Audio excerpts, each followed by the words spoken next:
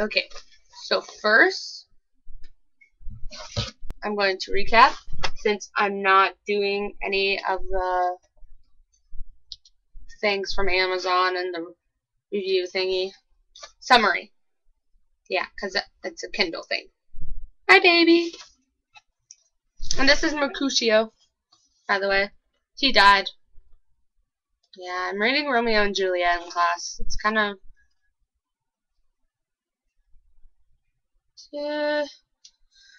just kind of. Really. Okay. Nope, nope, go back. Nope, nope, go forward. Nope, nope, nope, nope. There. Yeah, it likes to change. Okay, so a thing I noticed with this whole series is that the factions can't really be one or the other without each other. And by the way, this has a bunch of spoilers. I'm going to talk a lot about this because I really liked this book, but I also hated it. And my friend Kayla was like, she said that if someone hates your book or hates you, that means it's a good book. Not necessarily. I mean, it's like if you make it like the reader will love your book like so much, but then they hate it so much they would just want to go, why do I love this? At least I do that. Hopefully other people do that, then I wouldn't feel so weird. And this book, it kind of like has problems, this whole series. Like, I like it, it's a good idea. I could never create this whole idea. But like, Triss says in Insurgent that Dauntless gave her a reason to be selfless. Gave her a reason to fight. So you can't really be brave without being selfless. And at least I think you can't. I have trouble telling the truth. I like to lie. Yeah. I'm not the best liar, but I feel it's kind of hard to tell the truth. I don't want to. I don't like it's a bad truth if it's a good truth. I feel like it takes some bravery, I guess. So those coincide with each other. And she talks about how it's always quiet and like she almost compares the hushed tones of amity to abnegation, which peace and selfishness, I see it as coinciding. So you can't be one or the other without being the same. I don't really know. When she was in Erudite getting testing, I don't know if their heads are shaped funny or her head is shaped funny. Like if her head is like normal like ours, or like their heads are like oddly shaped. Someone's head is oddly shaped. Like I'm just going to say that there. I like this book, and I like how Veronica Roth did it, because it's just like in this book, Triss points out so much how Tobus's nose is funny and stuff like that. Like the ugly parts of him almost. Like she wasn't necessarily saying he was ugly and stuff, but she wasn't pointing the really hot parts out about him. That's what I felt like in the book before, that he was super duper hot. But in this one, I don't really feel that. I feel like he's just kind of human, not exactly ugly. She doesn't call him ugly. And I guess I like, and then everyone, she points it out, I feel like everyone points out that Triss is ugly. And I love Veronica Roth for doing that. I don't know why. I feel like everyone is like all about this beauty thing. Like, I don't know how many books it is. Oh, a whole bunch of books. The main protagonist character is really pretty. Like, hush hush.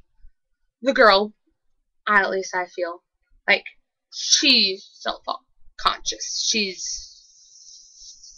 She's just doesn't believe in herself. But I see her as being really pretty. They call her red, but then she's like, oh no, red gingers are gross. And I'm like, it's a hair color. Get over it. And Vampire Academy. She always points out her pretty long hair, her curvy body, her pretty face, her dark eyes, her tan skin. Gosh, I really hate her. That's one of the reasons that makes me really like Veronica Roth. She doesn't. I'm pretty sure that Tris isn't super ugly, but she's not like everyone else. Like Evermore. She was a cheerleader.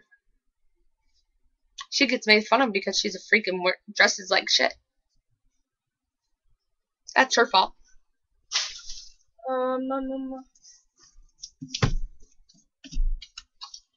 City of Bones, Mortal Instrument, that whole series. They point out how Isabel is always jealous of Clary.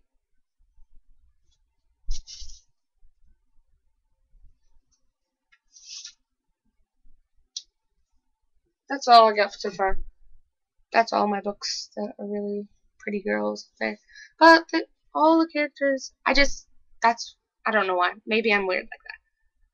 And this book, I liked Tobias a lot more. And that was mainly because I felt like he opened up.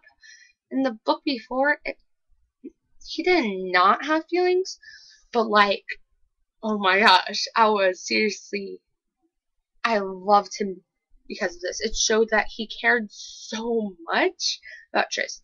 He was always worried about her, always concerned about her, always concerned about her health and how is she and stuff. And when they're at Erudite, when they're kidnapped, I think it was right before she was going to die, it talks about how his face was all blotchy and pale. He was crying. Oh my gosh, he was crying. I feel like I want to hug Tobias in this book more than I want to hug him in the last book, which I felt super bad for him in the last book, but I don't know why. I really want to hug him in this book. I felt really bad. Mainly because Tris is being stupid. Tris is being really dumb. She won't pick up guns. She runs into every fight she can. She won't protect herself. All she had when they attacked Candor was a pocket knife. It's probably like this long, maybe less than that. She won't pick up a gun. That's what angered me most about this book. I want to feel for her. I want to understand. I want to feel that grief for her, and I get that in. But I just want to yell at her.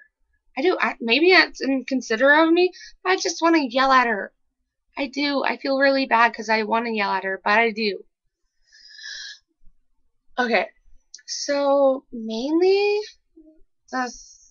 it didn't bother me. Actually, I liked this about the book. That Tris and Tobias fought a lot. I thought it made it feel more real, like they were a real couple. Like no one's perfect. No one doesn't fight. So I liked it. And like their arguments were almost like productive. Like they were, I don't know what the word for it is. They like had some point to them. Like it wasn't like pointless. Like in freaking Crescendo when stupid what's her face, I don't even know her name anymore.